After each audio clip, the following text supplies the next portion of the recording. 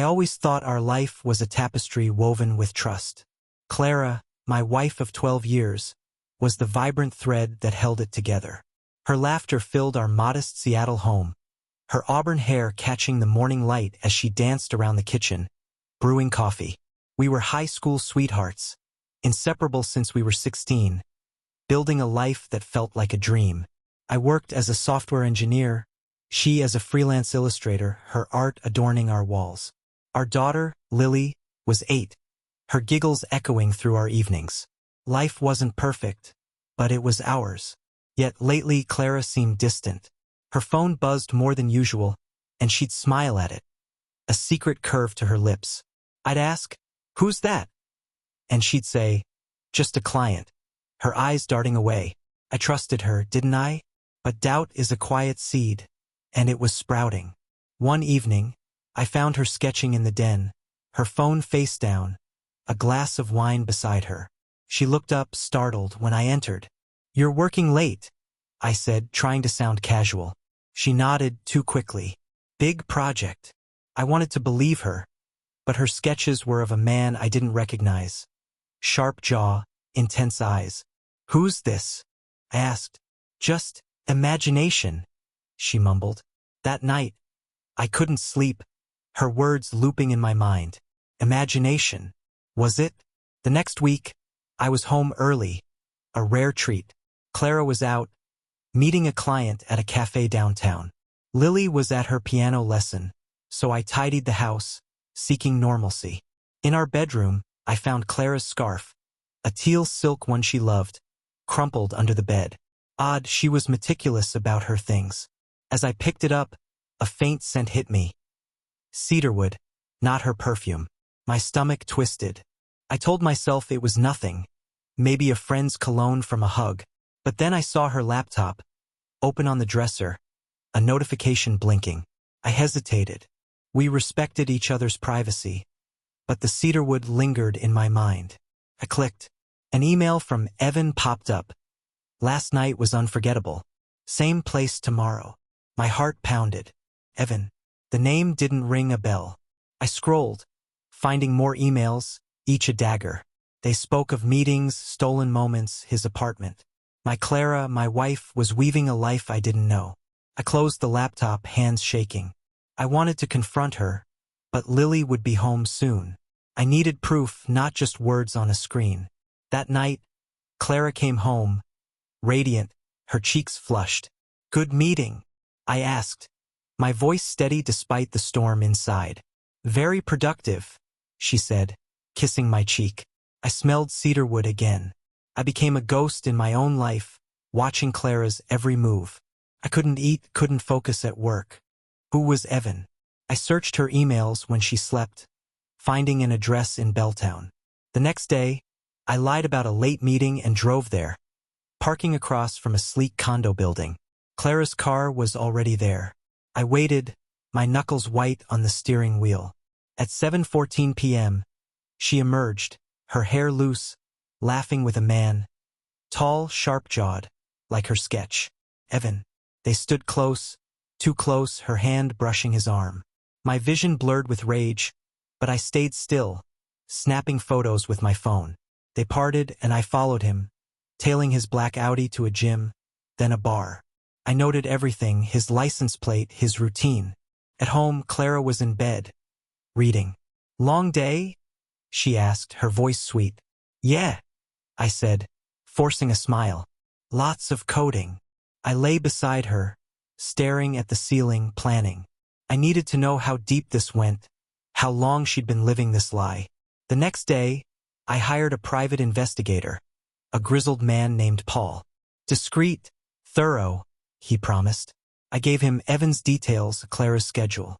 "Find out everything," I said. Paul nodded, his eyes kind but sharp. "You sure you want the truth?" I did. I had to.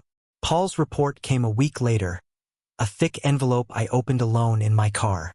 Photos, timestamps, transcripts. Clara and Evan met 3 times a week, sometimes at his condo, sometimes at a hotel. Their messages were intimate, vivid, a language of longing I thought she reserved for me. Evan was a gallery owner, 38, divorced, no kids. Clara had told him she was trapped in our marriage, that I was distant. Lies. I was home every night, planning date nights, helping with Lily's homework. Trapped? The word burned.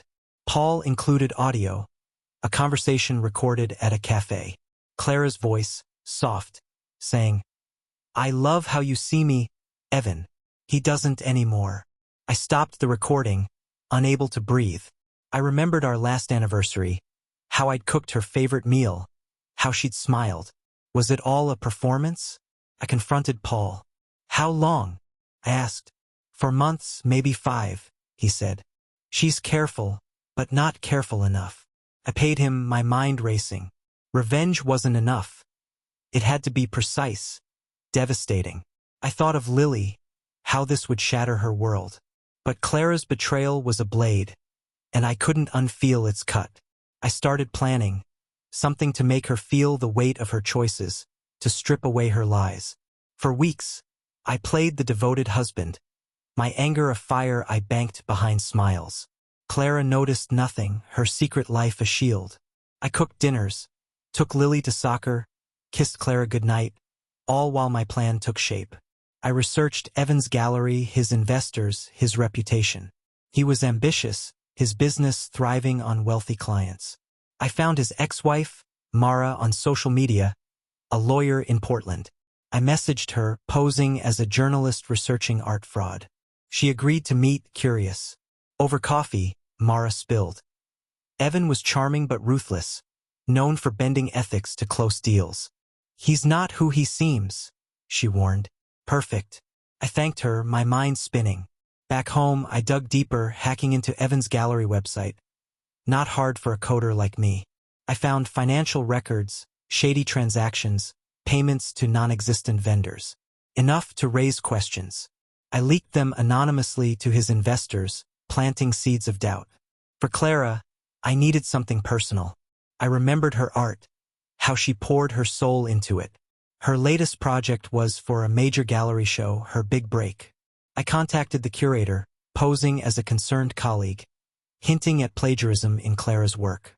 They'd investigate. I felt no guilt, her betrayal had killed that. At home, Clara hummed, oblivious, while I sharpened my blades in silence. The gallery investigation hit Clara like a storm. She came home one evening, her face pale, eyes red from crying. "They're questioning my work," she said, voice trembling. "They think I copied someone." I feigned shock, pouring her wine, my hand steady. "How could they think that? Your art's original." She shook her head, pacing. "They're digging through my sketches, my inspirations. It's humiliating." I nodded, hiding my satisfaction. The curator's email, prompted by my tip, had done its job. Her big break was crumbling, and she didn't suspect me. That night, she barely slept, muttering about her reputation. I lay beside her, pretending to comfort, while my mind raced to the next step. Evan's gallery was faltering too. His investors were pulling back, spooked by the leaked records. I'd sent more anonymous tips, each one a pebble in an avalanche. Paul, my investigator, kept tabs, reporting Evan's late-night calls, his growing paranoia. "He's losing it," Paul said. "Thinks someone's out to get him." Good. I wanted them both to feel the ground shift beneath them. Lily noticed Clara's mood, asking, "Why's mommy sad?" I hugged her, saying, "Work stuff, kiddo. She'll be okay." But I knew Clara wouldn't be. Not when I was done. I started dropping subtle hints, testing her. "Heard about a gallery in Belltown having trouble," I said casually over dinner. Her fork paused, eyes flickering. "Oh," she said, too light. I smiled, letting it go. The trap was tightening. Clara's distraction grew, her phone now a constant tether to Evan. I saw their messages when she left it unlocked one morning. "This is falling apart. I need you." My blood boiled, but I stayed calm, copying the texts to a hidden drive. I needed more than hurt. I needed her exposed. I followed her again, this time to a hotel, the kind with mirrored elevators and overpriced wine. I waited in the lobby, disguised in a cap and glasses, watching her slip into the bar with Evan. They sat close, her hand on his knee, whispering like lovers in a movie. I snapped photos, my lens cold as my heart. Back home, I uploaded them to a private server, building my arsenal. Paul called with news. Evan's gallery was under audit, his shady deals catching up. He's blaming everyone but himself, Paul said. Even Clara. That surprised me. Trouble in paradise? I dug into their emails, finding cracks. Evan accused her of distracting him. She begged him to stay focused. Their affair was fraying, and I'd barely begun. I decided to push harder. Using a burner email, I sent Clara an anonymous note. I know about you and Evan. Stop or everyone will. She read it at breakfast, her face draining of color. Something wrong? I asked, buttering toast. Just spam, she lied, deleting it, but her hands shook. I felt a grim thrill. She was scared, and I was the shadow she couldn't see. I wanted Clara's world to shrink, her lies to choke her. The gallery show was canceled, the plagiarism rumors too loud to ignore. She spent hours on the phone, pleading with the curator, her voice breaking. I didn't steal anything. I overheard, my face blank as I folded laundry. Her career, her passion was slipping away, and I'd lit the match. But it wasn't enough. I needed her betrayal bared to the world. I created a fake social media account, posing as an art insider. I posted her photos with Evan, carefully blurred, with captions hinting at an affair and professional misconduct. Is this why her work's under scrutiny? The post asked. It spread fast, art circles buzzing. Clara's friends texted her, confused, some angry. She stormed into the kitchen one night, phone in hand. Someone's spreading lies about me, she cried. They're saying I'm involved with someone. I raised an eyebrow, heart pounding. That's awful. Any idea who? She shook her head, tears falling. It's ruining me. I hugged her, my embrace a lie, and whispered, we'll figure it out. Lily overheard, her small voice asking, is Mommy in trouble? Clara forced a smile, but I saw the panic. The posts grew, fueled by strangers' outrage. Evan's gallery faced similar leaks, his name tied to hers in the gossip. They were sinking together, and I was the tide pulling them under. I planned the next blow, something to break her spirit entirely. I couldn't wait anymore. The weight of her lies, the cedarwood scent, the photos, they burned through my patience. One night, after Lily was asleep, I sat Clara down. We need to talk, I said, my voice low. She frowned, sensing the shift. What's wrong? I slid a folder across the table, photos spilling out. Her with Evan, laughing, touching. Her eyes widened, breath catching. Where did you get these? She whispered. Does it matter? I said, leaning back. How long, Clara? How long have you been lying? She stammered, tears pooling. It's not what you think. He's just a friend. I cut her off, tossing her phone, open to Evan's texts. Don't. I know everything. She crumpled, sobbing. I didn't mean for it to happen. I was lonely, you were always working. I laughed, cold. Lonely? I was here, Clara, every day. You chose this. She begged, saying she'd end it, that she loved me. But her words were hollow, her betrayal a wall between us. I stood, towering over her. You'll regret this, I said, walking out. I didn't sleep, my mind on the final act. Clara thought this was the worst. She was wrong. I wanted her to lose everything, not just me. Evan, her art, her pride. I'd make sure of it. I moved methodically, my anger a scalpel. Evan's gallery was on its knees, the audit exposing fraud. I sent a final anonymous tip to the IRS, ensuring years of scrutiny. His empire would collapse, and Clara would see her lover fall. For her, I targeted her identity. She'd built a persona as an artist, a good wife, a loving mother. I'd strip it bare. Using the fake account, I posted unblurred photos, her name clear, linking to a blog I'd made. It detailed her affair, her lies, with screenshots of her texts. I sent it to her clients, her friends, even her parents. The fallout was swift. Her inbox flooded with cancellations, her social media a war zone of judgment. She stopped leaving the house, her eyes hollow. Lily asked why her friends' moms were whispering, and I shielded her, saying, "Grown-up stuff." Clara confronted me, screaming, "You did this. You ruined me." I didn't deny it. "You ruined us," I said. "I just made it public." She collapsed, begging for forgiveness, but I was done. I filed for divorce, seeking full custody of Lily. The court would see her instability, her shame. I'd rebuild, protect my daughter, and leave Clara to her wreckage. She'd betrayed me, but I'd won. My revenge a mirror to her lies. Sharp, public, and unforgiving. The house felt like a tomb after Clara moved out. I'd rented her a small apartment across town, a cold necessity to keep Lily stable. Clara's things were gone. Her easel, her paints, the teal scarf, leaving gaps in our home that mirrored the ones in my chest. Lily asked, "When's Mommy coming back?" I knelt, brushing her hair. "She's got her own place now, but you'll see her soon." I didn't mention the divorce papers, the custody battle looming. Clara called daily, her voice raw, begging to explain to Lily. I refused. My daughter didn't need her mother's excuses. At night, I checked the blog I'd made, its views climbing into the thousands. Clara's name was poison in art circles now, her clients gone, her reputation ash. I felt no joy, only a grim necessity. Evan's gallery had shuttered, his assets frozen by the IRS. Paul sent updates. Evan was drinking heavily, alone, his charm useless.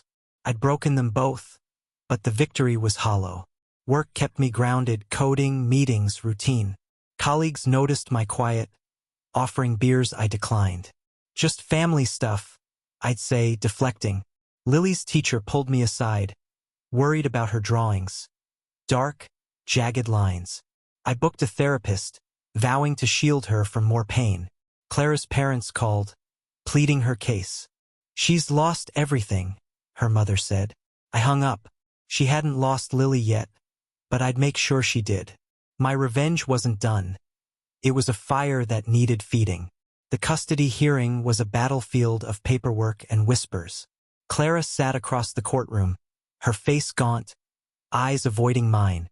Her lawyer painted her as a devoted mother, caught in a moment of weakness. Mine countered with the blog's evidence, her texts, her public shame.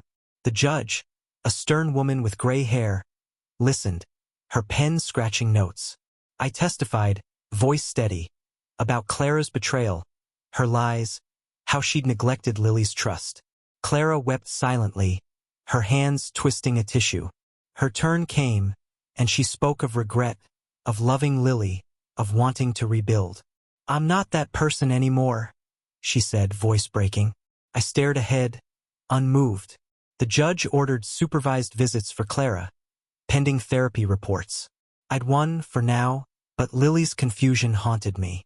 Driving home, she asked, "Why can't Mommy live with us?" I gripped the wheel, searching for words. "Sometimes grown-ups make mistakes, and things change." She nodded, but her silence screamed. At home, I found a letter from Clara, slipped through the mail slot. "I know you hate me," it read, "but don't take Lily. She's all I have." I burned it in the sink, watching the flames curl. She'd had me, our life, and chose Evan. Now she'd face the consequences. I checked the blog again, its comments vicious, strangers tearing her apart. I added a new post, a photo of her and Evan at the hotel, captioned, "Truth hurts." The fire in me roared, unquenched. A month later, Mara, Evan's ex-wife, contacted me. She'd seen the blog, pieced together my role. "You're the journalist, aren't you?" she said over the phone, her voice sharp but curious. I hesitated, then admitted it. "Not a journalist, just a husband." She laughed, bitter. "Evan deserves it. But Clara, you're destroying her." I bristled, expecting a lecture, but Mara offered help. "I know his secrets," she said. "Bank accounts, offshore deals. Want them?" I met her in Portland, a cafe buzzing with students. She slid me a USB drive, her eyes hard. He ruined me too. Finish him. Back home, I pored over the files, proof of Evan's embezzlement, hidden assets. I sent them to the IRS, the FBI, ensuring he'd face more than audits. Mara's words lingered, though. Destroying Clara. Was I? I saw Lily's therapy drawings, her pain in every stroke. Clara's visits were strained. Lily quiet, Clara tearful. I didn't care. Did I? One night, I found Lily crying, clutching Clara's old scarf. I miss her, she sobbed. My resolve wavered. But then I remembered Clara's texts, her laughter with Evan. I hardened, posting another blog update, this time with Mara's files, linking Evan to Clara's inspiration. The art world exploded again, galleries blacklisting her entirely. Mara texted, "You're ruthless. I like it." I didn't respond. Ruthless or not, I was protecting my daughter, my truth. Clara's suffering was just collateral. Clara's supervised visits dwindled. She missed one, then another, her therapist citing emotional instability. I got the report. Clara was spiraling, barely eating, haunted by the blog's shadow. Part of me wanted to stop, to let her breathe, but the cedarwood scent, the hotel photos, kept me sharp. Lily's therapist suggested a family session, but I refused. Clara's not family anymore, I said. The therapist frowned, but I didn't care. I was winning. Then Paul called. "Clara's in the hospital," he said. "Overdose. Pills. She's stable, but it was close." My stomach dropped. Lily was at a sleepover. Thank God. I drove to the hospital, unsure why. Clara lay in a stark room, pale, tubes snaking from her arm. She saw me, eyes dull. "Why?" she whispered. "Why do you hate me this much?" I wanted to scream about her betrayal, Evan, the lies, but her fragility stopped me. "You did this?" I said instead, voice low. "You chose him." She closed her eyes, tears slipping. I left, my anger warring with guilt. At home, I didn't update the blog. Something shifted, a crack in my fire. Lily came home asking about Clara. I lied, saying she was sick but okay. That night, I dreamed of Clara's sketches, her hands creating beauty, now still. I woke, sweating, and checked the blog stats. Tens of thousands of views. My revenge was a monster I'd fed too long. But could I stop?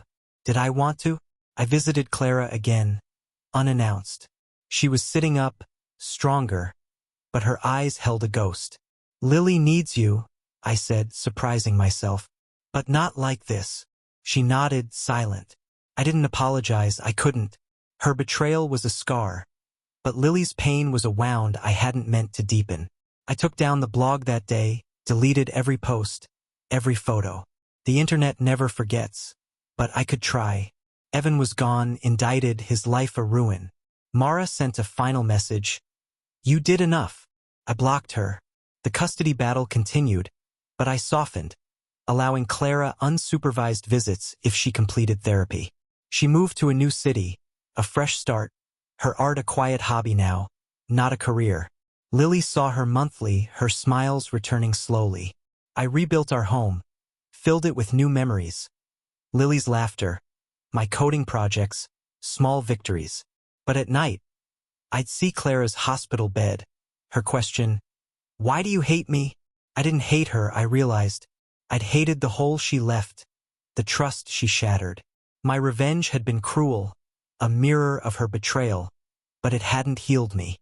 It had cost Lily's joy, my peace. I kept her scarf, a reminder of love turned to ash, and vowed to be better. For Lily, for myself. The fire was out, leaving only lessons in its wake.